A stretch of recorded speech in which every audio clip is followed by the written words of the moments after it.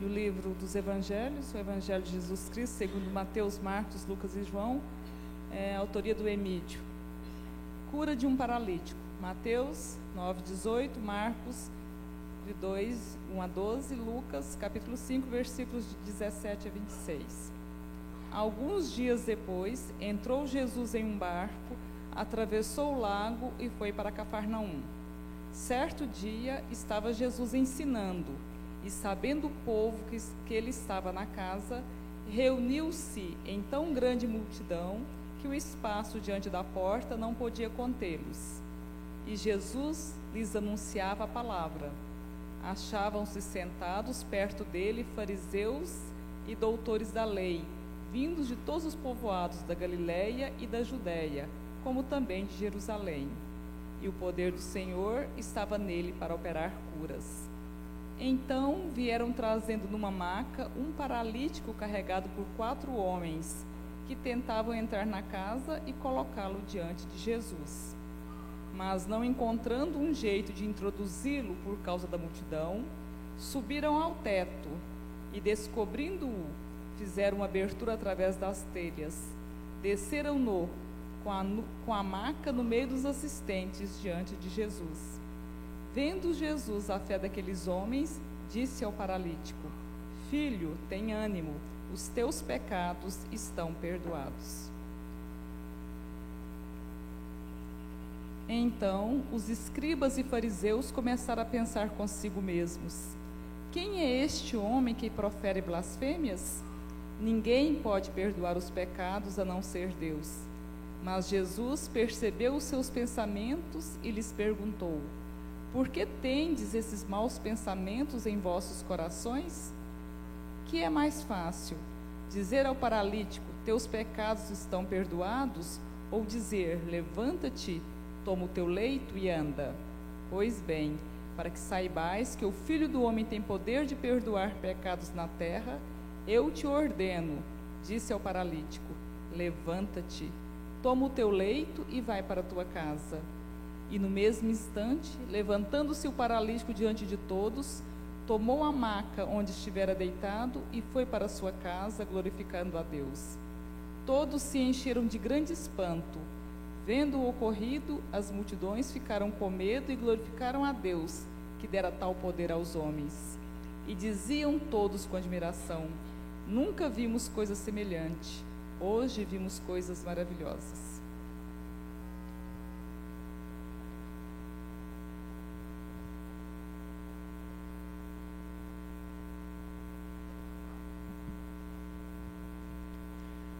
Meus irmãos, muita paz.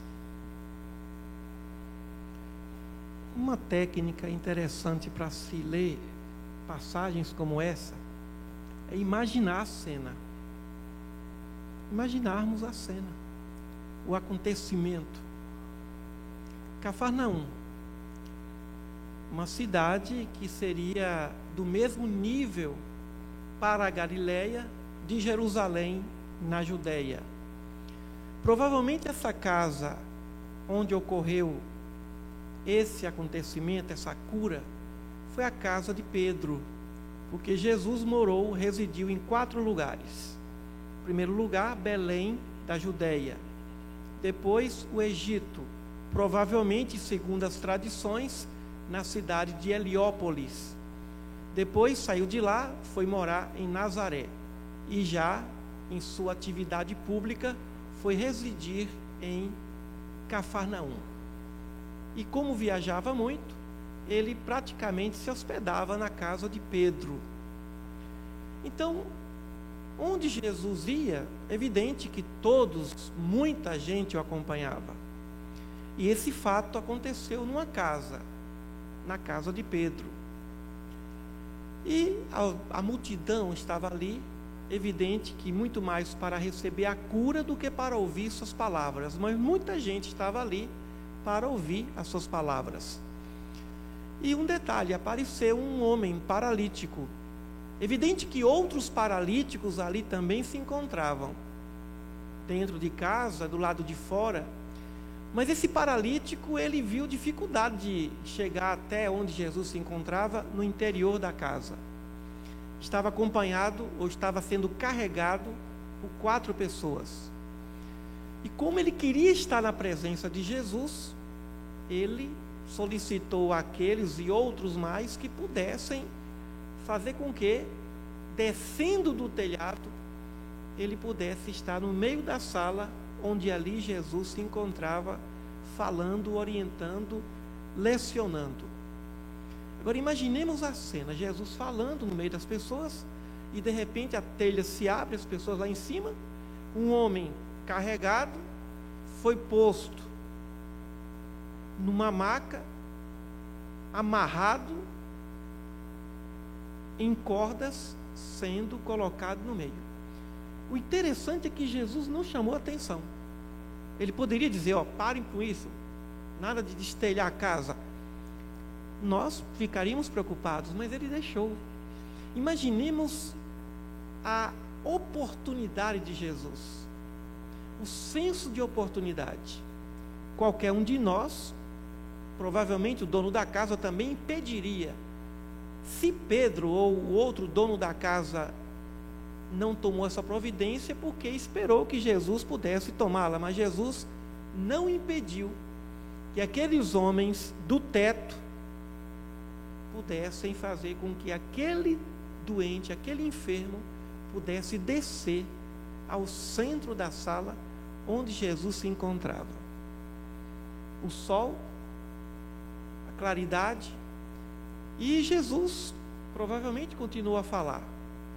Depois que o homem estava ao chão, deitado em sua maca, Jesus olhou para ele, e uma das características do nosso mestre, a compaixão. Na nossa humilde opinião, uma das maiores virtudes de Jesus, onde o amor foi sublime, é na compaixão. Jesus foi o ser mais compassivo, mais misericordioso que já existiu na terra. Então, o que ele diz? Olhando o esforço daquele homem, não disse homem, falou filho, palavra de carinho.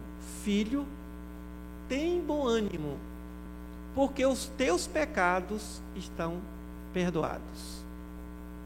Foi a frase dele. Filho, tem ânimo, tem bom ânimo. Motivou, frase motivacional. Os teus pecados estão perdoados. Jesus não disse, eu perdoo os teus pecados. Ele não disse, Deus perdoou os teus pecados. Ele disse, os teus pecados estão perdoados.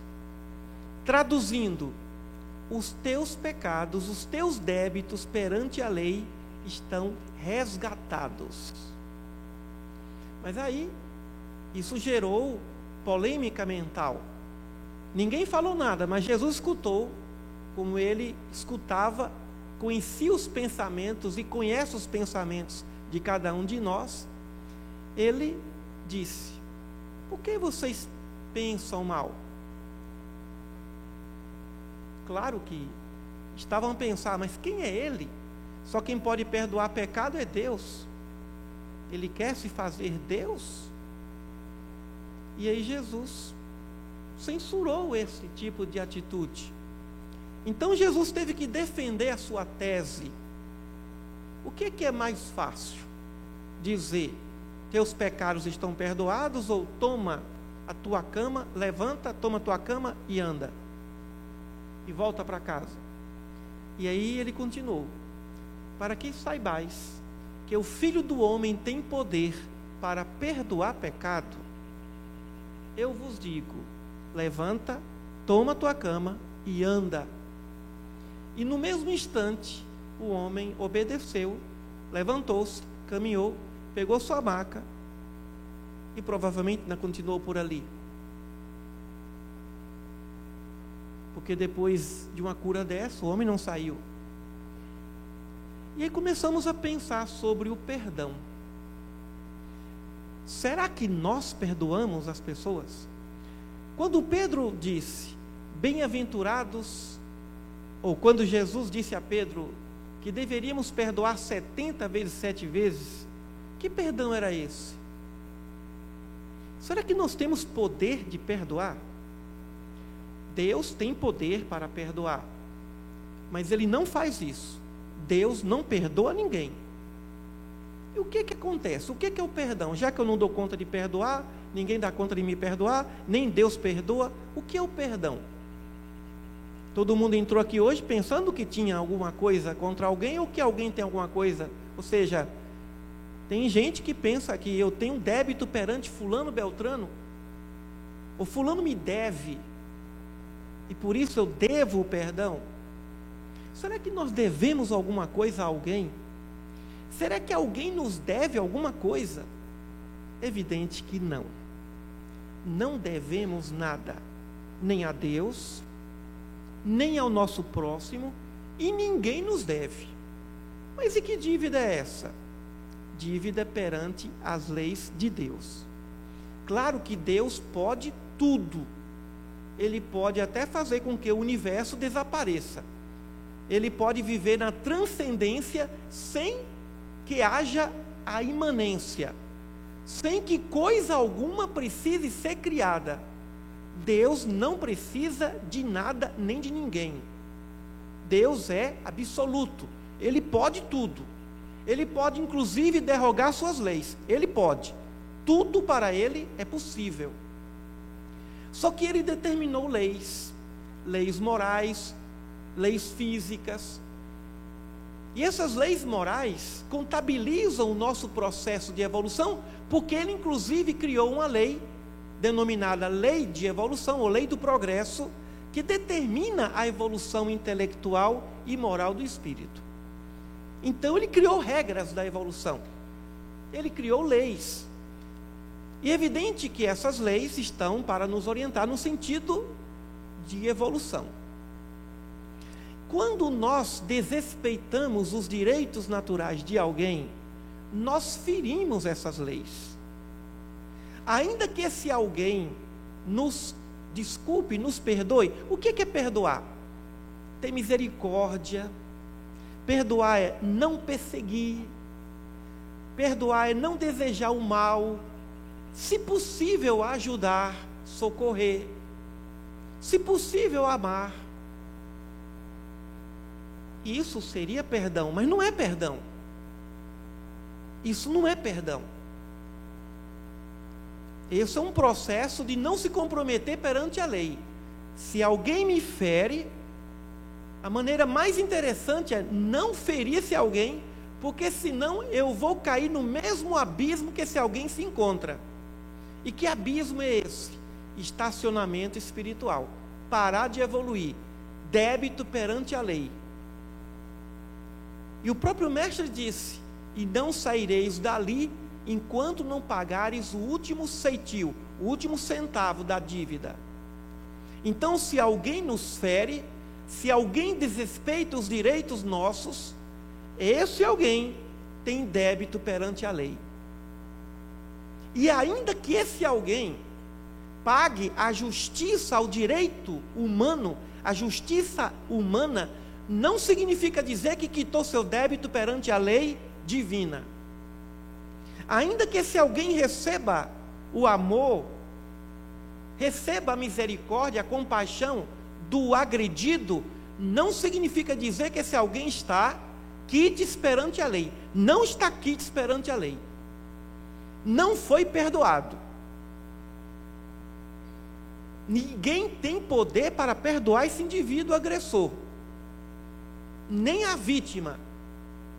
Só tem um jeito de ele ser perdoado, por meio da sua mudança de comportamento, por meio da sua educação espiritual, por meio de sua transformação mental, por meio do arrependimento, por meio de uma mudança profunda de hábitos, de personalidades. Somente assim o indivíduo ganha a carta de quitação do seu débito. Não tem outro jeito. Não há outra saída. Mesmo que nós recebamos o perdão das nossas vítimas, o perdão no sentido de compreensão, compaixão, amor, porque isso não é perdão. Mesmo que recebamos amor de quem nós agredimos, temos uma dívida perante a lei.